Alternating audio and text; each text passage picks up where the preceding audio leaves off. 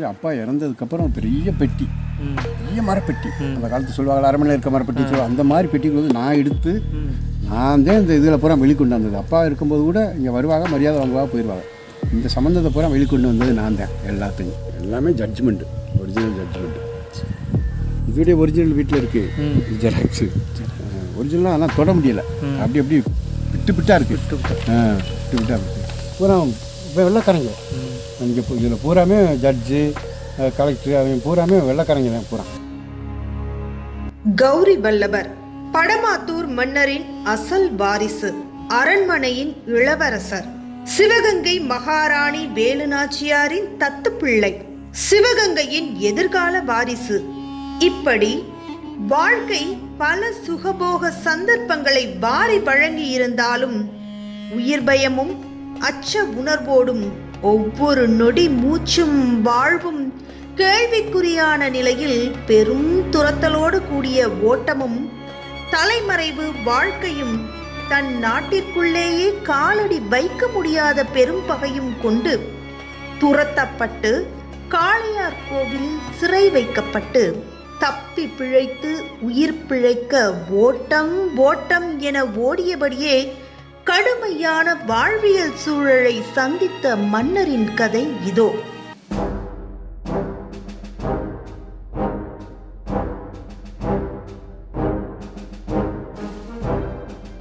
காளையார் கோவிலில் முத்து வடுகநாதர் படுகொலை சம்பவத்திற்கு பிறகு ஏறத்தாழ 7 ஆண்டுகளுக்கு பிறகு சிவகங்கை தன்னரசு நிலையை அடைகிறது. தன் நாட்டை மீட்ட வேலுநாச்சியார் தன் மகள் வெள்ளச்சி நாச்சியாரை அரியணையில் அமர்த்தி முடிசூட்டினார். பிரதானி தாண்டவராயன் பிள்ளை மறைவுக்கு பிறகு தன்னையும் இளவரசி வெள்ளச்சி நாச்சியாரையும் மிகுந்த அக்கறையுடன் கவனித்து வந்த மருது சகோதரர்களை சிவகங்கை சீமையின் பிரதானிகளாக நியமனம் செய்து அறிவிப்பும் செய்தார். பெண் உரிமை என்ற விழிப்புணர்வுடன் பாரம்பரியமான மரபுகள் மீறுவதையும் ஏற்று சகித்து கொள்ளாத சமூக நிலை இருந்த காலகட்டம் அது. இறுக்கமான அகச்சூழலை தகர்த்து பிரதானிகள் மூலமாக வேலுநாச்சியார் நல்லாட்சி செய்தது இன்றும் வியப்பிற்குள்ளாக்குகிறது. வெள்ளச்சி நாச்சியார் திருமண வயதை எட்டியதும் மாப்பிள்ளை தேடும் குழப்ப நிலைக்கு முற்றுப்புள்ளி வைக்க படைமாத்தூர் கௌரி வல்லபருக்கு திருமணம் செய்து கொடுக்க முடிவு செய்தார் வேலுநாச்சியார். அதற்கு முன்பாக சிவகங்கை மக்களும் அரண்மனை உறவினர்களும் சிவகங்கையின் வாரிசு கௌரி வல்லபதேவர்தான் என உணர்ந்து கொள்ளும் வகையில் காளையார் கோவிலில் படைமாத்தூர் கௌரி வல்லபருக்கு இளவரசு பட்டம் சூட்டப்பட்டது. இளவரசர் கௌரி வல்லபருக்கு பிரதானிகளும் மக்களும் மரியாதை செய்விக்க சில மாதங்களிலேயே நிலைமை தலைகீழானது என குறிப்பிடுகிறார் வரலாற்று ஆசிரியர் எஸ்.எம். கமால். இருக்காங்களே, இந்த படமாத்தூர் கௌரி வல்லபத்தேவரை அடாப்ஷன் பண்ணுறாங்க, தத்து எடுத்து இருக்கையில். அப்போ என்ன ஆகுது அப்படின்னா, காலாரிகளில் ஒரு பெரிய வரவேற்பு கொடுக்குறாங்க. படமாத்தூர் கௌரி வல்லபத்தேவருக்கு ஒரு பெரிய வரவேற்பு கொடுத்து அங்கே நாட்டார்கள்லாம் அவருக்கு பெரிய மரியாதையெல்லாம் செய்கிறாங்க. அதுக்கு அப்புறம் தானே எதிர்ப்பு நிறையா இவருக்கு. என்னுடைய சுகாரமாய் தானே நாட்டிற்கு பொறுப்பு, ஜமீன் பொறுப்பை ஒப்படைக்கிறேன் அப்படின்னு சொல்கிறாங்க. ராணி இப்படி பேச்சு நடந்துட்டு இருக்கும்போதே இந்த காலகட்டத்தில் என்ன பண்ணுறாங்க, இவரை பதவிக்கு எப்படியும் மன்னராக விடக்கூடாது கௌரி வல்லபரை அப்படின்னு சொல்லி இவரை கொண்டு போய் காளையார் கோவிலில் சொன்னகாலீஸ்வரத்தில் அந்த காலத்தில் பாதாள சிறை இருந்ததுன்னு சொல்கிறாங்க, அங்கே கொண்டு போய் அடைச்சி போட்டுறாங்க. அப்போ அந்த மரியாதையெல்லாம் செஞ்ச உடனே என்ன பண்ணுறாங்கன்னா, பெரிய மருதும் சின்ன மருதும் அவரை பிடிச்சி காளையார் கோயிலுக்குள்ளே அடைச்சி வச்சுறாரு. கோயிலுக்குள்ளே அடைச்சி வைக்கிறாங்க. அப்போ கருப்பாயின்னு ஒரு கனி இசைவேளாளர் குடும்பத்தை சேர்ந்த ஒரு பொண்ணு போகுது. போயில ஒரு எட்டி பார்க்குறாரு. எட்டி பார்த்தோன்னா உடனே அந்த அம்மா போய் கோயிலுக்குள்ளே யாரோ ஒரு ஆள் இருந்து எட்டி பார்க்குறாரு அப்படின்னு சொன்ன உடனே, அப்புறம் யாருன்னு விசாரிக்கல, என்னை படமாத்தூர் கௌரி வல்லபத்தேவர் என்னை மருது சகோதரர்கள் வந்து அடைச்சி வச்சுருக்காங்க அப்படின்னு சொன்னோன்னே பூட்டை உடைச்சி கொண்டாந்து காளாறுகளில் வீட்டில் வச்சுக்கிறது. யார்? அந்த கருப்பாய்ங்கிற அந்த கணிகை. சிவகங்கையின் பிரதானிகளுக்கு இளவரசர் கௌரி வல்லபரை பிடிக்கவில்லை.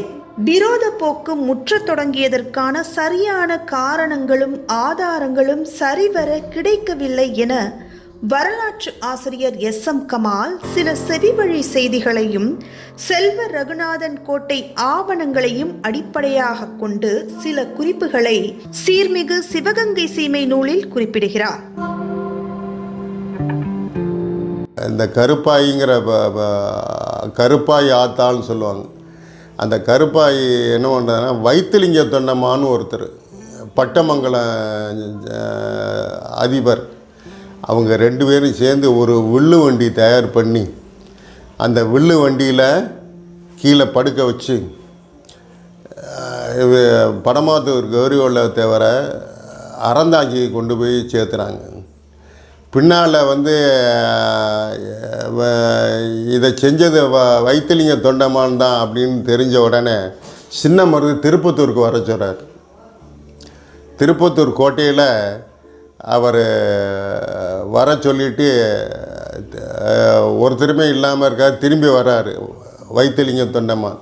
அப்போ சின்ன மருதனுடைய படைவீரர்கள் புறா சேர்ந்து பிடிக்க போகிறாங்க. உடனே தன்னுடைய கத்தியை எடுத்து அவர் கொலை பண்ணிக்கிறார். இந்த மாதிரி வைத்திலிங்க தொண்டமான் வந்து இவருக்கு அவர் படமாத்தூர் கௌரி வல்லபத்தேவருக்கு ஆதரவாக இருந்தவர். சரி, இப்போ இதுக்கெல்லாம் என்ன ஆதாரங்கள் இருக்கு? என்ன ஆதாரங்கள் இருக்கு? இதுக்கு வந்து கதை சொல்லும் கல்வெட்டுன்னு பாகனீரில் ஒருத்தர் எழுதியிருக்காரு. கதை சொல்லும் கல்வெட்டு அப்படின்னு சொல்லி அதை நான் இங்கிலீஷ் புக்கில் கூட போட்டிருக்கேன். இங்கிலீஷ் புக்கில் அதாவது சின்ன மருது வெர்சஸ் வைத்திலிங்க தொண்டமான் அப்படின்னு ஒரு சாப்டர் போட்டிருக்கேன். இன்றைக்கே அந்த திருப்பத்தூர்லேருந்து போயில ஒரு குளம் இருக்குது. அந்த குளம் தான், அந்த குளத்துக்கு பக்கத்தில் ஒரு கோயில் இருக்குது. அதான் அவருடைய குலசாமியா, வைத்திலிங்க தொண்டமானுடைய குலசாமியா. அந்த கோயில்கிட்ட தான் இவர் கத்தினால் குத்தி இறந்து போயிடுறார். இன்றைக்கும் அவருடைய சிலை அங்கே இருக்குது. இப்போ கௌரி வல்லபத்தேவர் ஜமீன்தாரை வந்த உடனே அந்த அங்கே ஒரு சிலையை நிறுவுறார். அதனால் ரெண்டு அதாவது 4 கோட்டை குடும்பம், படமாத்தூர் குடும்பம், இந்த 2 குடும்பங்கள் தான் வந்து சிவகங்கையை ஆட்சி செய்தன. சிவகங்கை சீமையின் ஆளுமை மிக்க மகாராணி வேலு நாச்சியாரின் அறிவிப்பே இறுதியானதாக இருந்திருக்க முடியும். அவரது அறிவிப்பின்படி மக்கள் சிவகங்கையின் எதிர்கால வாரிசாக படமாத்தூர் கௌரி வல்லபரை அறிந்து கொண்ட நிலையில் பேரரசி வேலு நாச்சியாருக்கு அரணாக உறுதுணையாக விளங்கிய அதீத வீரமும் நாட்டின் மீதான அபிமானமும் மதிநுட்பமும் நிறைந்த மருதிருவரின் பகையை இளவரசர் கௌரி வல்லபர் எப்படி சம்பாதித்திருக்க முடியும்? பேராளுமை மிக்க மகாராணி வேலு நாச்சியாரின் வரலாற்று கண்ணிகளில் ஓர் புதிர் முடிச்சு படரத் தொடங்குகிறது. எது எப்படியோ இந்த சூழலில்தான் ஒவ்வொரு நொடி மூச்சும் வாழ்வும் கேள்விக்குறியான நிலையில் பெரும் துரத்தலோடு கூடிய ஓட்டமும் தலைமறைவு வாழ்க்கையும் தன் நாட்டிற்குள்ளேயே காலடி வைக்க முடியாத பெரும் பகையும் கொண்டு துரத்தப்பட்டு காளையார் கோவிலில் சிறை வைக்கப்பட்டு தப்பி பிழைத்து உயிர் பிழைக்க ஓட்டம் ஓட்டம் என ஓடியபடியே கடுமையான வாழ்வியல் சூழலை சந்தித்தார் இளவரசர் கௌரி வல்லபர்.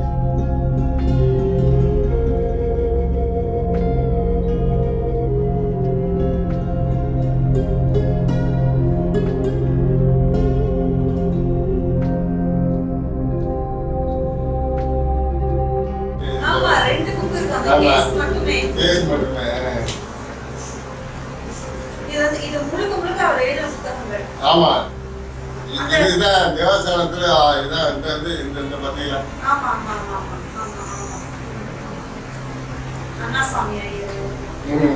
இப்ப இந்த ஆவண காப்பதில் கேட்டோம்னா இதுதான் எடுத்து கொடுக்குறாங்க. ஆமா, வேலு நாச்சியார் இந்த அரண்மனையில் தங்கியிருக்கையில் எனக்கு பாதுகாப்பு வேணும், அப்படின்னு சொன்னாங்க.